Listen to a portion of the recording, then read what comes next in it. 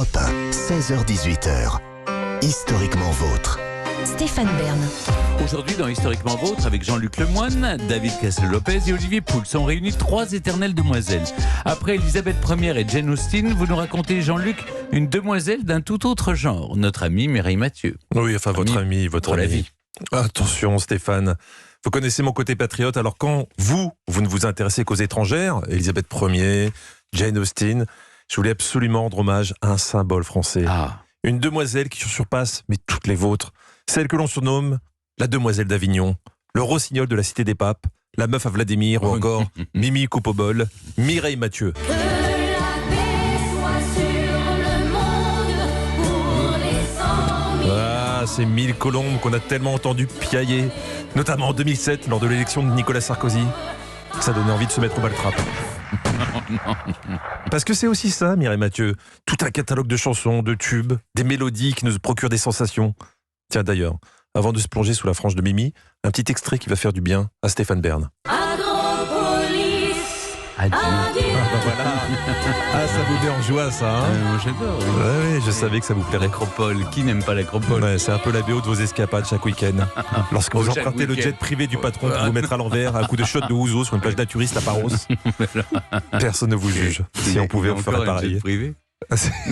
Vous êtes le seul à l'utiliser. Ah non. Mireille rythme nos vies depuis maintenant 55 ans. Une chanson, un mood différent. Mais elle reste toujours la même.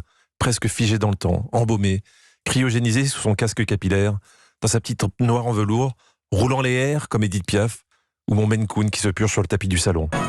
oui, j'ai gardé l'accent qu'on attrape en naissant du côté de Marseille. Une éternelle demoiselle qui voit le jour en 1946 à Avignon, au cœur de la Provence, dans une petite maison en bois. Sa famille est très modeste. Papa exerce le métier de tailleur de pierre, et entre deux coups de burin, il en met un aussi à maman. Oh non. 14 pour être précis. Et ils visent juste puisqu'ils auront 14 enfants. C'est un 100% réussi. Mireille est l'aînée, elle est nourrie à la tomate séchée, au calisson et à l'huile essentielle de lavande. Sa passion pour la musique, c'est grâce à son père.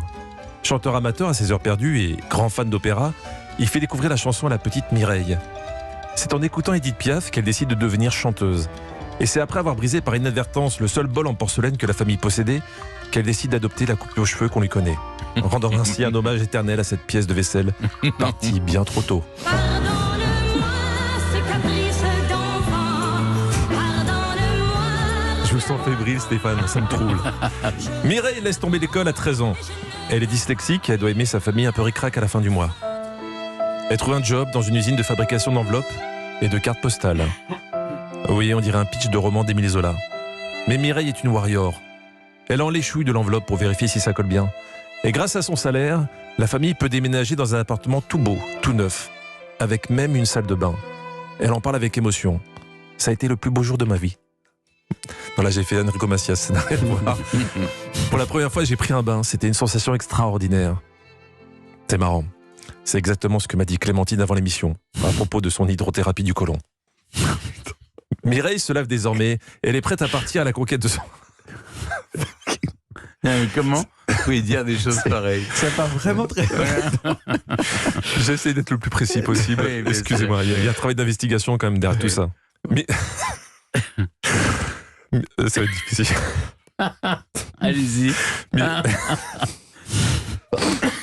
Mireille se lave désormais. Elle est prête à partir à la conquête de son rêve. La tête haute, les cordes vocales volontaires et les aisselles fraîches. Le problème, c'est que Mireille ne peut pas poster ses covers sur Instagram parce que ça n'a pas encore été inventé. Heureusement, le télécrochet, si. Ouais, alors presque. Hein. À l'époque, ça s'appelle « On chante dans mon quartier ». C'est pas vraiment télévisé et c'est présenté par la mairie d'Avignon, pas par Nikos. Elle le gagne au bout de la 3e fois. Le jury retourne ses chaises de jardin en plastique et l'envoie direct à Paris tenter sa chance sur le plateau d'un vrai télécrochet cette fois-ci, le jeu de la chance. On est en 65. Mireille reste à la première place pendant 7 semaines et se fait remarquer par Johnny Stark, l'impresario de Johnny Hallyday et de Yves Montand. Et là, c'est parti. Mimi a trouvé son Pygmalion, son mentor, son René Angélil. Moins d'1 an après son passage à la télé, elle sort un premier album, se produit à l'Olympia, en première partie de Dionne Warwick et Sacha Distel, et elle est même invitée au Ed Sullivan Show à New York. Mireille is the GOAT, comme le dit la génération Z. Bé, bé. Non, Stéphane, c'est gentil d'imiter la Non, mais chèvre. c'est pas moi. Si, c'était vous ça. Alors, pas la chèvre en traduction littérale, mais Goat, ça veut dire quoi, Goat? The greatest of all time. Ah, la meilleure. La meilleure, tout simplement. Tout s'enchaîne très vite. Mireille devient une star de la chanson et un symbole de la culture française. C'est un symbole français. Comme cette chanson qui va devenir très vite un hymne quasi patriotique, Paris en colère. On va vivre, vivre, vivre, vivre libre. La chanson résonne dans le cœur des Français. C'est un titre qui sent bon la révolte et illustrera notamment le 60e anniversaire de la libération de Paris et plus récemment, les embouteillages sur les quais et l'invasion des surmulots. Mireille est une machine à tubes. C'est notre Britney Spears à nous, sans le lithium et la tondeuse à cheveux. Elle enregistre dans toutes les langues, s'exporte comme un macaron la durée et devient la meilleure ambassadrice de la France dans le monde. Et l'amour dans tout ça. Dans le dictionnaire, une demoiselle est une femme célibataire.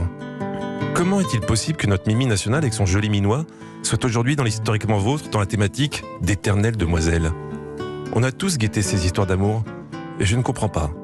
Pourtant, ça avait l'air sérieux, ces fiançailles avec Yves Mourouzi. Quoi? C'est pas vrai. Vous y avez cru? Ben oui, j'ai dit... Vous y avez cru, vous? C'était pas vrai? Yves Mourouzi? Bon, j'ai dit une bêtise. La vie sentimentale de Mireille restera un mystère. Certains lui prêtent une longue relation secrète avec Diego Maradona. D'autres évoquent un lien ambigu avec Vladimir Poutine, qu'il a accueilli personnellement de nombreuses fois à poil. Pardon, à Moscou. Moi, je pencherai plus vers son coiffeur, chez qui elle se rend tous les 10 jours pour entretenir sa calotte légendaire. Une chose est sûre, c'est que pour faire parler de sa protégée, Johnny Stark va organiser une fausse paparazzade avec un jeune animateur alors inconnu.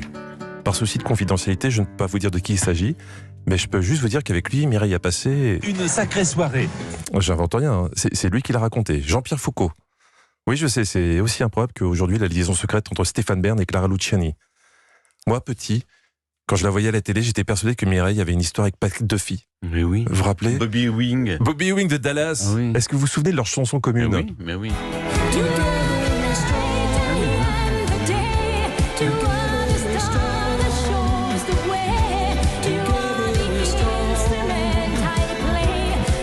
Mais je ne suis plus sûr.